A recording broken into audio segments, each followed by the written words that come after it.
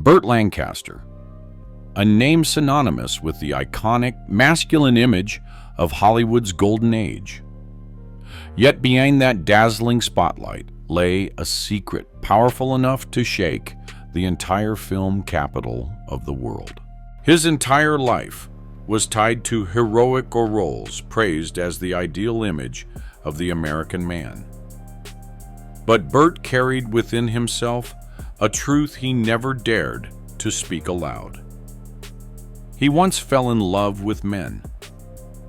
Not just one, but at least 5 famous men crossed paths with him throughout his life. One of them brought him to his knees begging. One betrayed him right before the Oscars. And one, secretly recorded his confession just to use it as blackmail for nearly 10 years.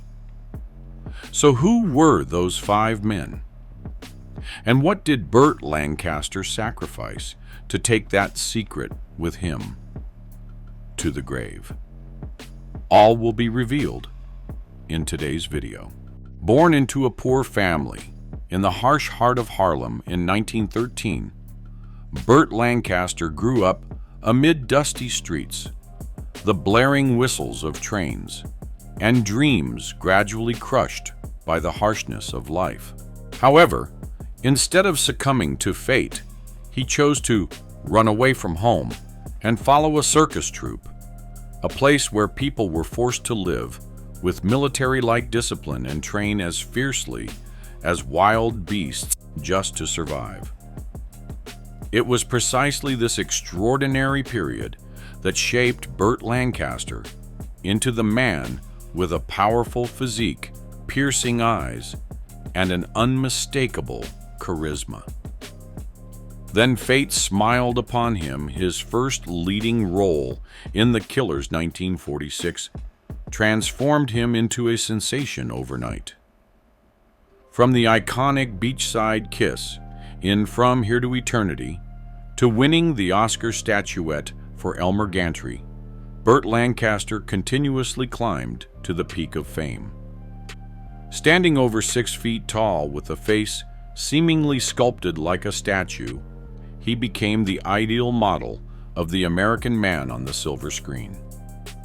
Yet, all of that was just acting. Behind the dazzling curtain of fame, Burt Lancaster remained a man, carrying a part of the truth he never dared to admit in his lifetime. A secret that, if revealed at that time, could have wiped out the entire career he had built. A secret that all of Hollywood tacitly understood, but no one dared to speak out. 1. Carrie Grant, a first love that ended with a wound of betrayal. They were once 2 of the most captivating men in Hollywood of that era. One was praised as the most handsome face in America, while the other represented toughness, principles, and masculinity. Yet few could have imagined that between Burt Lancaster and Carrie Grant there existed a quiet yet passionate and secret romantic relationship, which ended with a betrayal that left Burt with a wound in his heart that lasted a lifetime.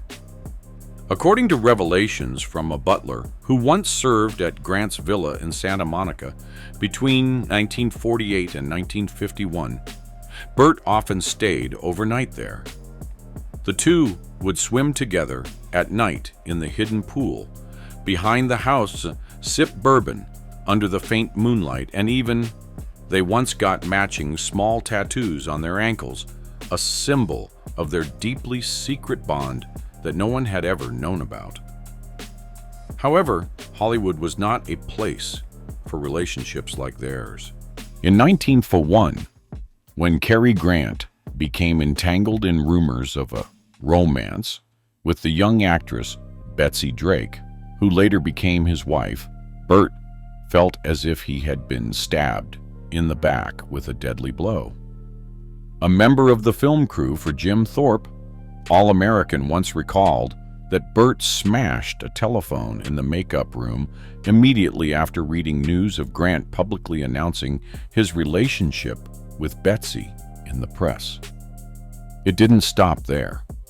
Shortly after, Carrie actively declined to collaborate with Burt on a major film project, fearing that their overly close connection on screen might arouse public suspicion. For Burt, this was not just jealousy, but a bitter blow, as if the entire relationship they once shared never existed in Carrie's eyes. After Burt passed away, a handwritten letter, never sent, was found in his home. Within it was a short but haunting line. "You chose to live in lies with the whole world, while I chose to die with the truth." And the love with Carrie Grant did not end with a farewell, but with a prolonged silence that quietly killed Burt day by day. Though his heart was broken, it could not stop loving. And then another man entered his life, more handsome, more famous, and many times more dangerous. A man whose single photo together could bury them both beneath the grave of fame. 2. Rock Hudson, Friendship or Love, and the Fateful Night in Rome. If Carrie Grant was Burt Lancaster's first heartbreak, then Rock Hudson was the one who pulled him into a dangerous whirlpool of intense emotions, irresistible charm, and the fear of being utterly destroyed. Standing at 1.96 meters tall, with a flawlessly handsome appearance, Rock Hudson was regarded as the ideal model of an American man in the 1950s. Yet behind that iconic smile lay a lonely soul, always living in secrecy. And Burt Lancaster, still carrying the pain of rejection by Carrie Grant, seemed to see in Rock a reflection of himself. According to the testimony of a camera assistant who worked on the 1963 film The Leopard, where both Burt and Rock had overlapping shooting schedules in Rome, the two famous stars often left the main hotel to live together in a separate penthouse located in the outskirts of the city. There they lived as if they were two people completely detached from the world, no cameras, no red carpet lights, and no need to pretend. Only private dinners, gentle French music playing softly, and a bed that had never felt the presence of a third person. One night, according to an unpublished account by a room service employee, Burt was found lying drunk and crying on the floor next to a torn-up letter. Meanwhile, Rock had left without leaving even a goodbye. A few days later, the Italian press collectively reported that Hudson was seen hand in hand with a local model, a public staged performance intended to quash the swirling rumors throughout Europe. Burt never spoke about his memories of Rome again. But according to a close friend, that was the only time he lost his composure on set. He punched a mirror in the makeup room without saying a word.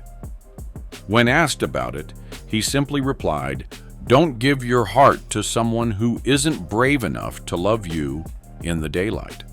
No one knew exactly who Burt was referring to, but everyone close to him that day understood very clearly that person was Rock Hudson. 3. If Burt Lancaster once experienced passionate and intense love affairs, then his relationship with J. Edgar Hoover was at the complete opposite extreme, cold, rational, and full of calculation. J. Edgar Hoover, the legendary director of the FBI, was also one of the most powerful men in America for nearly half a century. He had the ability to silence all of Hollywood and make presidents wary, because in his hands were top secret files capable of bringing anyone down. No one ever thought that Burt, a free-spirited, rebellious artist with a fierce sense of freedom, could possibly connect with Hoover, the symbol of control, discipline, and mystery. But it was precisely at that unexpected point that their story began. Their first meeting took place at a charity event held in Washington, D.C., a place where the elite of power and the entertainment world often mingled. No one would have guessed that between a silver screen star and the head of national security, there could exist such a strange bond. Throughout his life, Hoover was always surrounded by rumors regarding his sexuality, yet he never publicly confirmed any of them. He was famously discreet, never revealing anything about his private life. Despite having a close relationship spanning decades with his assistant Clyde Tolson Hoover, never once came out as gay. For Burt, his relationship with Hoover was not a traditional romantic love, but rather a silent resonance between two people, one who always yearned for freedom, and the other imprisoned by the very power and authority he held. They had private meetings, quiet dinners, unrecorded phone calls, and exchanged meaningful glances in public crowds. No one knew exactly what they shared, but Burt once confessed he was the most powerful man in America, and also the loneliest man I have ever met in my life. The connection between Burt Lancaster and J. Edgar Hoover was a different chapter in life where emotions were suppressed by power and self-denial. Yet after all those inner struggles, Burt Lancaster opened his heart to love once again. Although that love did not last long, it left a gentle echo that stayed with him for the rest of his life. And that person was Ricky Nelson. 4. Ricky Nelson, a once iconic teen idol. The young singer who rose to fame from the hit TV series The Adventures of Ozzie and Harriet. He was a pure, innocent face, always appearing before the public with a gentle smile and eyes filled with the whole sky of youth. They met in the early 1960s when Ricky had just turned 20 and Burt was nearly 50. A generational gap that seemed like an insurmountable barrier. Yet between them existed an invisible bond, a longing to be understood, to be touched, and to be trusted. At that time, Ricky was trying to break free from the good boy image imposed by the media. He craved to grow up and live true to himself, but was still unsure which direction to take. And Burt, who had weathered countless storms and inner turmoil, became a guiding light for him. He looked at me as if I held all the answers. But the truth is, I was just trying to keep him from getting lost, just like I once had Lancaster wrote in a never-published letter.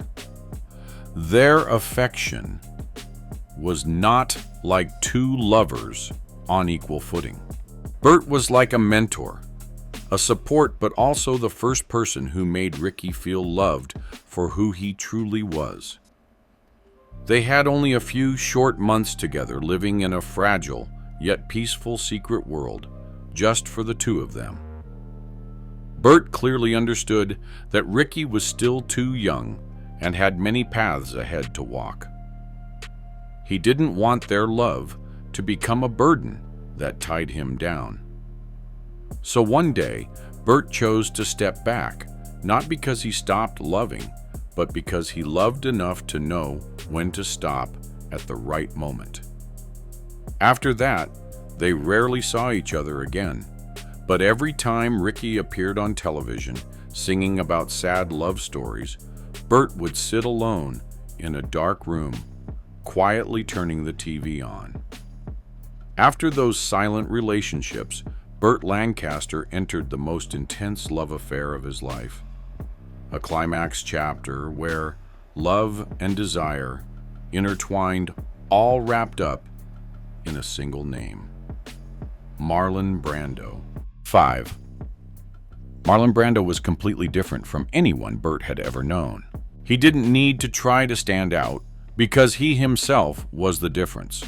Arrogant, captivating, and as dangerous as an uncontrollable storm. While Burt was the kind of man who lived by principles serious and self-disciplined, Brando was the one who constantly broke all the rules, not only on screen, but also in love.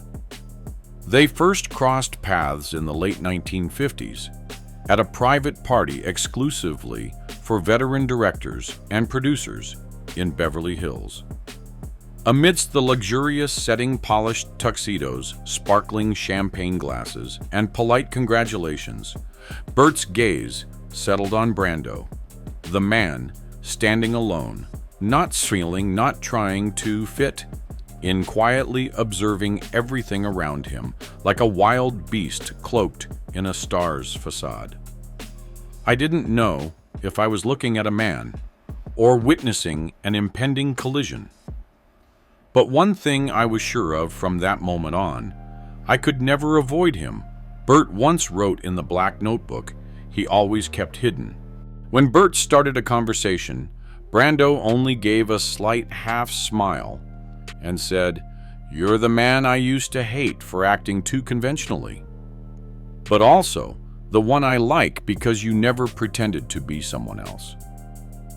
That night, they talked until 3 a.m., not about films, but about war, Freud, Sartre, existentialism, and love itself, as if it were a language of politics. They weren't drawn to each other by flesh, but by intellect, by clashing ideas. Then, in a long moment of silence inside the car, Brando turned and said just one sentence: "Do whatever you want, but I will never belong to you." Burt didn't reply. Yet inside his mind a fire had already begun to blaze. From then on, they began to secretly meet seaside hotels, rented houses, hidden in northern Santa Barbara, places no one could trace. No one really knew who initiated it. Some nights Brando would unexpectedly show up at Burt's door at 2 a.m., just to lie silently beside him without saying a word. Some weeks they didn't see each other at all, but then they would be drawn to each other like two planets off their orbits, colliding under an invisible gravitational force. Neither was willing to give in. They argued like two clashing directors, loved like two bad artists, and touched each other like two souls who could never belong to anyone else. Brando called Burt the stone that knows pain, tough on the outside, but carrying countless silent wounds inside.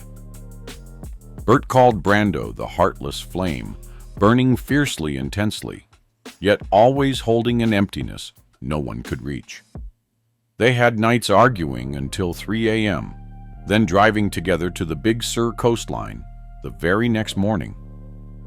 Egos too big, wounds too deep, secrets too heavy. They loved each other with the darkest and most fragile parts of themselves, and that's what made their relationship impossible to last. Brando gradually became unpredictable. Sometimes he would disappear without a word. Some weeks, he drowned himself in alcohol or acted cold as if there had never been any affection. Sometimes he would even joke with others right in front of Burt. When asked directly, Brando just shrugged and said, "You know, that's how I've always been." No matter how strong he was, Burt began to crumble from within. He could make me feel like I was the only person in the universe. Then right after, make me feel invisible. One night in April 1960, after a fierce argument at Burt's apartment in Los Angeles, Brando left. And from that day on, they no longer lived together. But they never wholly left each other's hearts. Many years later, when both had passed the midpoint of life, Brando sent Burt a postcard with no words, just a photo of an empty beach. And Burt immediately understood. He didn't need to apologize, didn't need to explain. He just wanted to remind me of the place where we once were truly ourselves. No one can say for sure whom Burt loved most deeply, but part of his heart had once belonged to loves that never appeared in the newspapers, lives quietly living forever in the deepest memories of Hollywood. Although he had lived with deep secrets and experienced many hidden romances behind the glamorous spotlight of fame, Burt Lancaster was nonetheless married at one point. To the public eye, he appeared to have a seemingly normal life, a man with a wife and children. However, like most aspects of his life, his marriage was also a complex private world full of conflicting struggles. Burt first entered married life with June Ernst, a woman no stranger to the stage, though not the movie screen, but rather the circus. They met in the very circus troupe where Burt had worked in his youth amid dangerous tightrope practice sessions, interspersed with the noisy applause of the audience. They married when both were still very young, bonded by a shared empathy between two people who had wandered together, sharing a life without permanence, without the steady glow of stage lights. Yet life in the circus was far from easy. Economic hardships, the pressures of a nomadic lifestyle, along with the gradual changes in both their dreams and ambitions, caused their relationship to slowly fracture. Without drama or scandal, they chose to part ways quietly and gently, much like how they had come together in the first place. Even later on, people still debated the exact year they officially divorced. Was it 1940 or 1946? No one knew for sure. Perhaps even Burt no longer wished to remember that particular time. A few years later, Burt accidentally met Norma Anderson during World War II. At that time, Norma was an office worker who volunteered to perform in place of a sick artist in a USO troupe, an organization providing entertainment for American soldiers in Europe.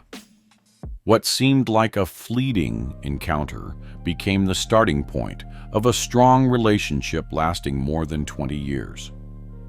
In 1946, they officially married and had 5 children together: Bill James, Susan Joanna, and Siegel, commonly known as Sheila.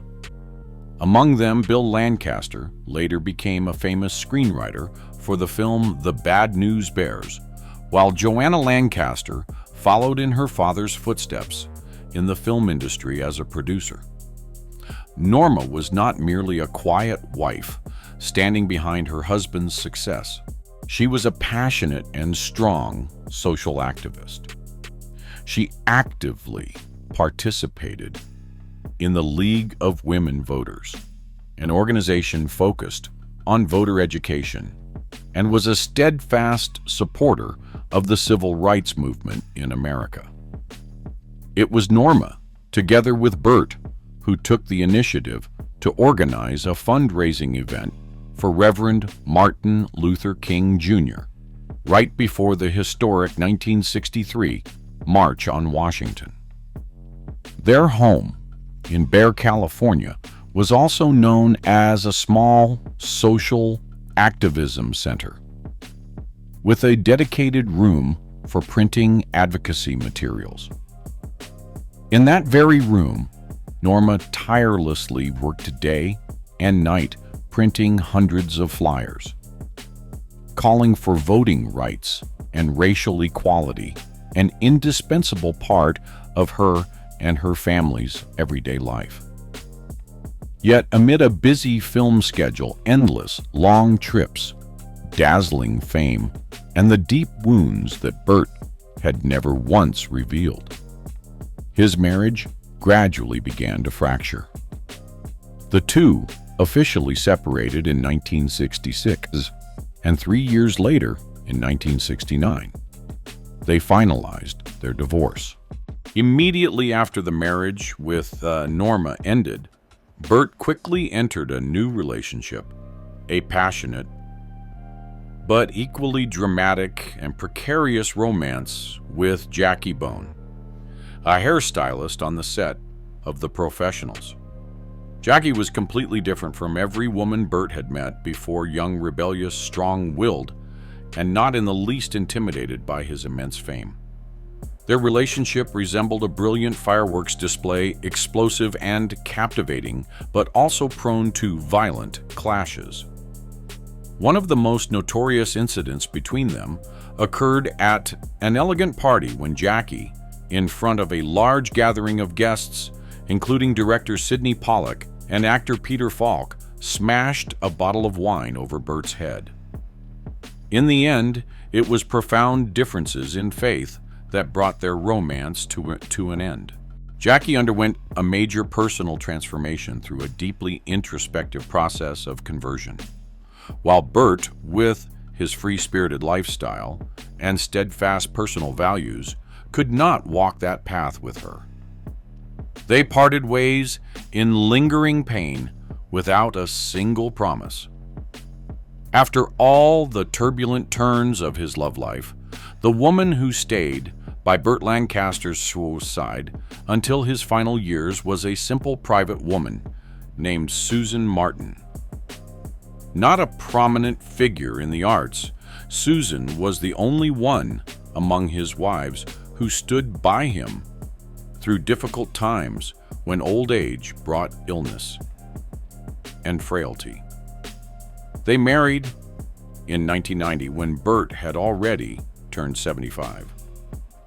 Susan did not come to him because of glitz or fame, but because she saw in him a soul in need of peace, a genuine person behind the dazzling lights.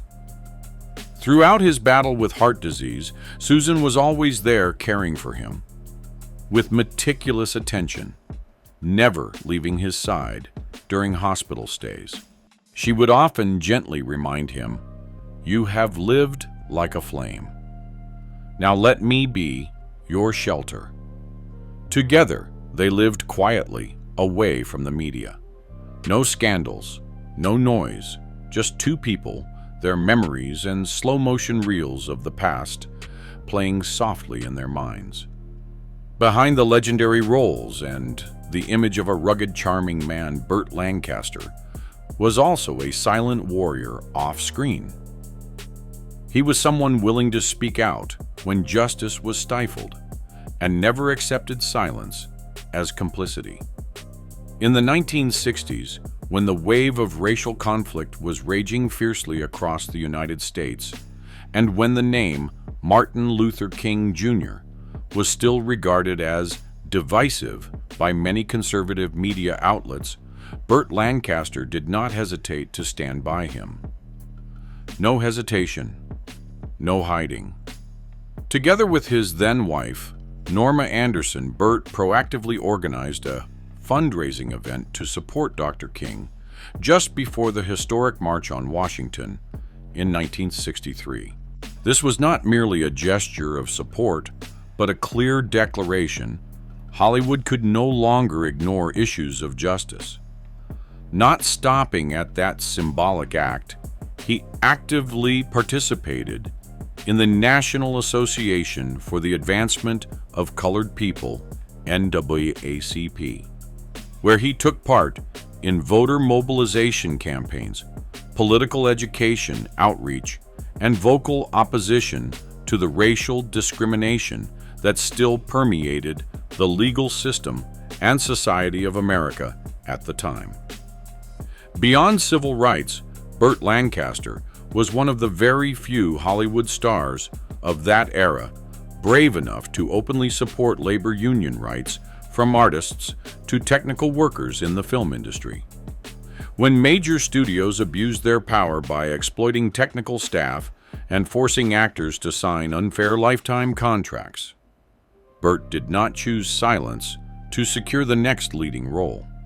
He used his voice to demand transparency, fair wages, and to affirm that artists deserved to be treated equally alongside the powerful moguls of the industry. He was also never afraid to speak out against the deeply suspicious and oppressive conservative policies during the rise of Senator Joseph McCarthy, a dark period when many artists were witch-hunted simply for suspected communist ties. While most stars chose silence to protect their careers, Burt Lancaster was among the few who dared to confront the wave of fear engulfing Hollywood.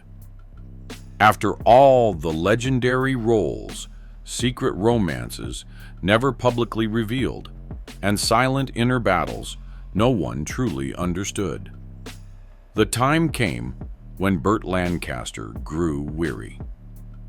And when he took his final breath, Hollywood lost not just a brilliant actor, but the world lost a living icon.